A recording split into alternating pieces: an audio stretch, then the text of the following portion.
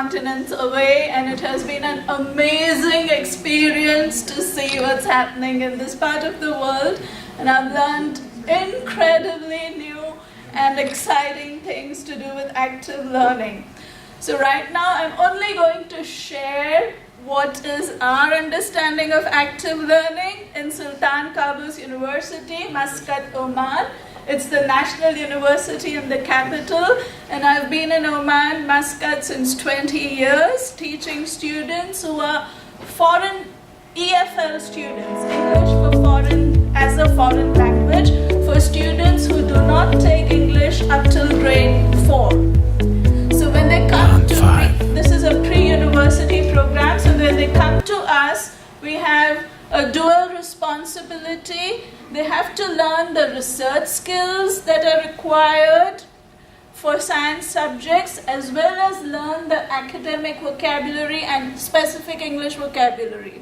So it's balancing a lot of things in 14 weeks. So one of the disclaimers we make is we can't do miracles. You have to figure out how you're going to work towards attaining vocabulary, especially vocabulary. And the other thing is that getting them to read is not easy because they find English challenging. They try to only read what is within the context and syllabus in the classroom. So dealing with all that and then bringing AI and active learning in the classroom has been my endeavor.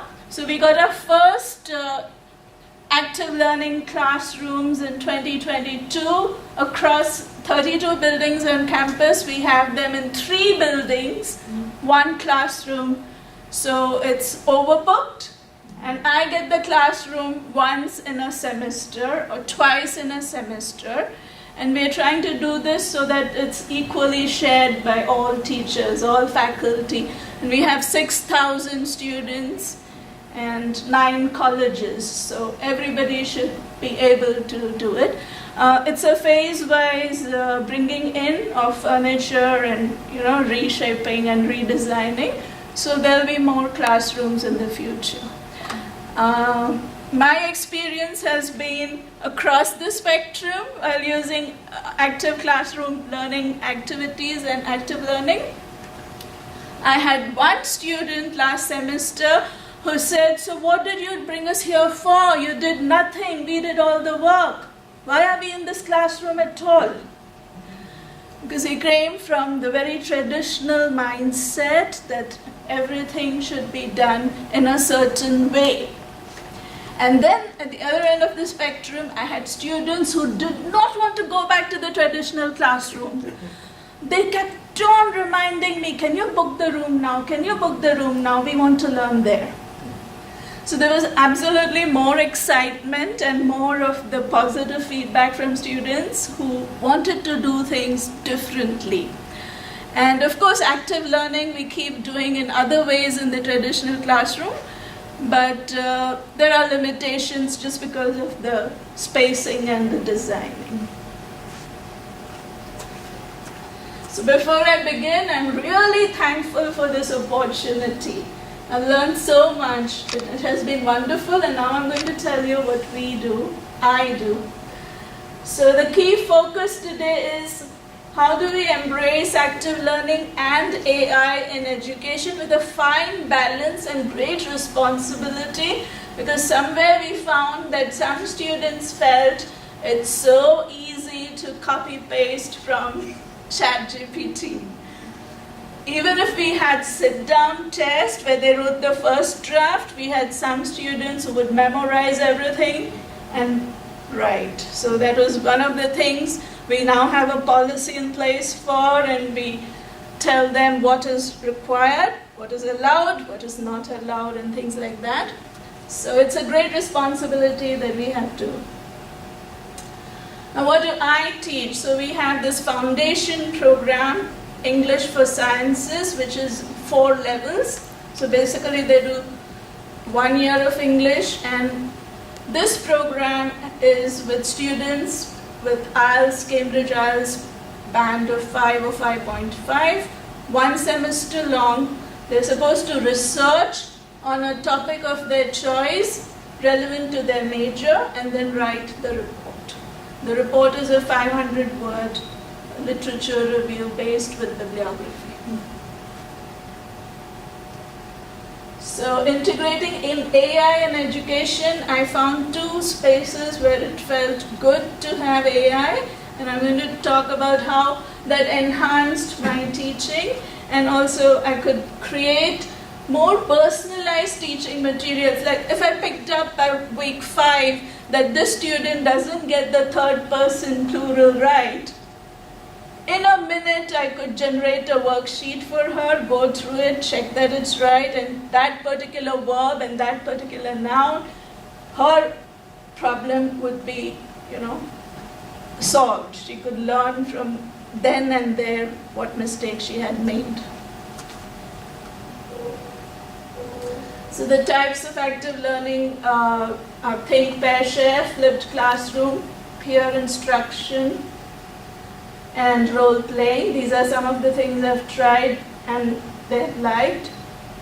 Now, development of reading and speaking skills is tested midterm. So we do the 4 skills separately. We do listening, speaking, writing, and reading. This time the majors I had were health and nutrition, medicine, etc. So I'm just going to show an example of what they did in the active learning classroom for health and diet. I used AI to generate these critical thinking questions, and they were later to do a role play. This came up quickly, it saved time, and they could go through these questions. And then they had to present on nutrition, fish and its nutritious values as a staple Omani diet. So we have like 6 whiteboards and computers and everything, and this is what I want to show they did.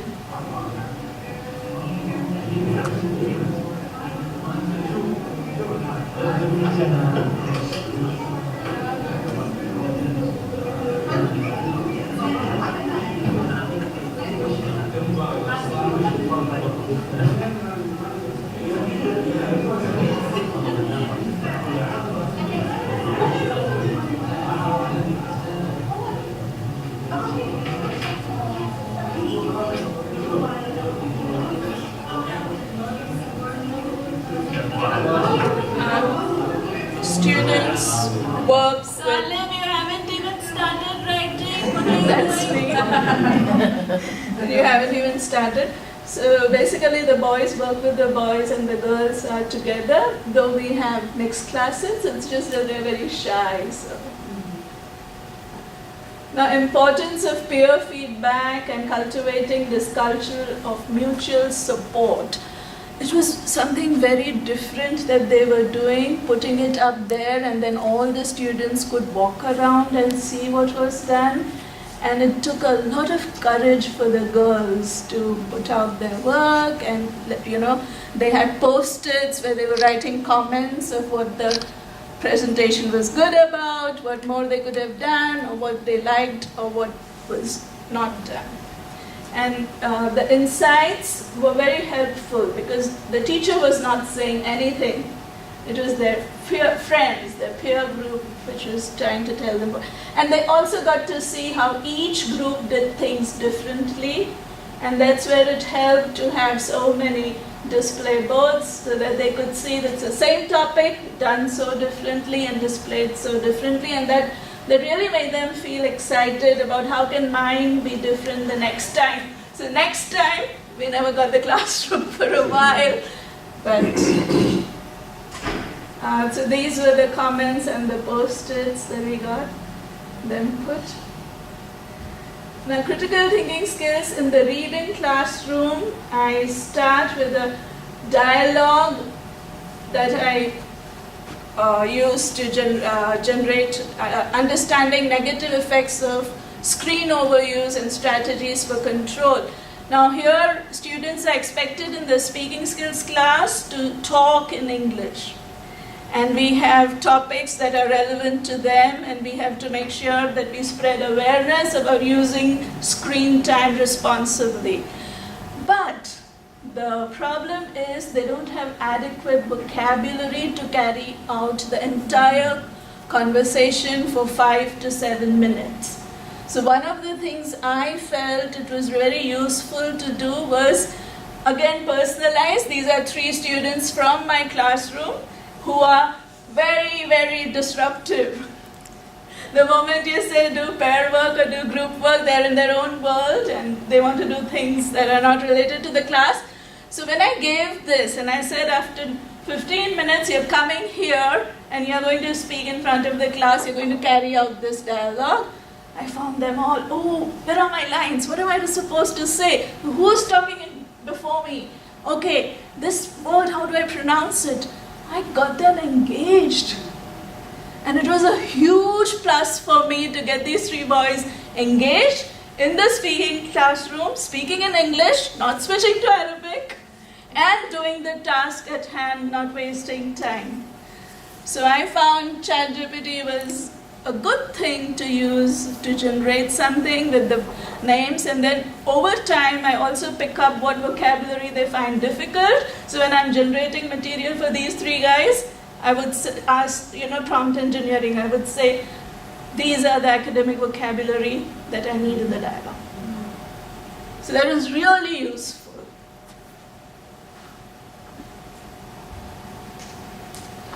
Another use, which was very creative, I didn't expect from the girl students, they very much wanted to do this video of what, role play they did with the same thing, control of screen time and using it well. They did not want to reveal their identity, so they just used this AI tool, and this is how they did the whole thing. It was very interesting. Hello everyone, welcome back to our program, Reading Questions. So they're doing like a TV talk show. About screen use, control, and time management. So are you ready? Let's go. Today we invite Lalia to be with us and we'll ask you some questions. So hello Lalia, how are you? So let's begin. Are you ready? Okay. How does excessive screen time impact our physical health? Yes, good question.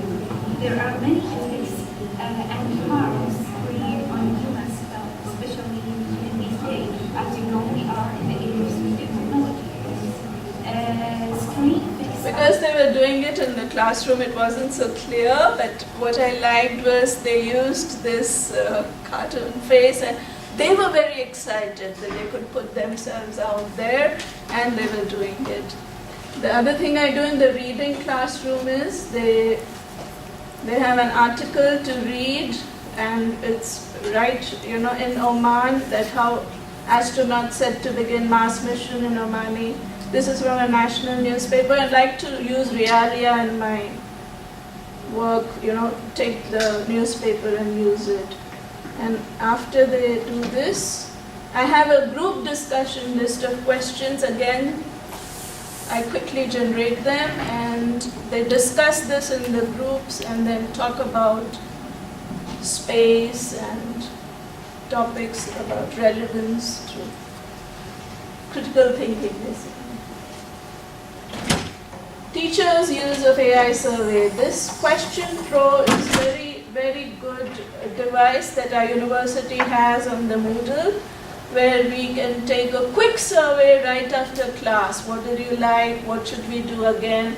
And things like that. So I find that time-saving and generated logically and covering most areas of all the 4 skills. So this Question Pro AI tool has been a great help. So that's the teacher's end of use, not just for creating materials, but also receiving feedback quickly. Now these were the survey questions.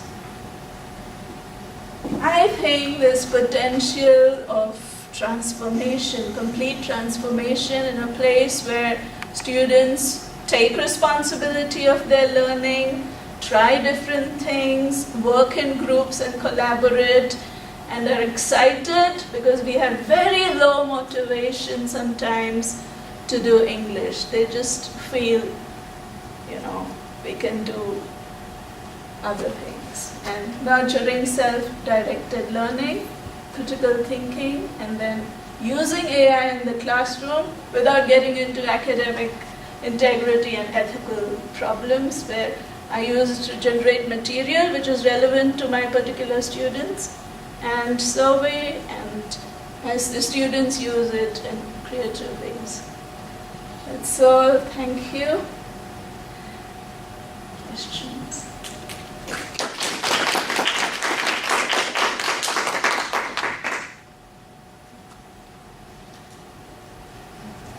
So, that's I actually have a question about your traditional, not active classroom. So you said you could only book this one once per semester, but then how does your classroom look like? I'm kind of thinking whether you could use some of the activities that you had in this special space in your traditional classroom. Yes, we continue to do that. Like, we have absolutely no desks. We have the chairs with a little desk that opens in and out. So we can arrange the chairs in any way we want, and they can still continue to do pair work, group work. But the advantage of the classroom is that the other students get to see everything. I do encourage them, most of the things to be uploaded in the Google Classroom. So I use my whiteboard, display board. I work around what facilities I have, and it works well. But having the facilities, it takes it to a different level altogether. Absolutely, it was really wonderful to see. Yeah, Thank you so much for sharing the recordings. Thank you. So that is all. Thank you. Thank you so much.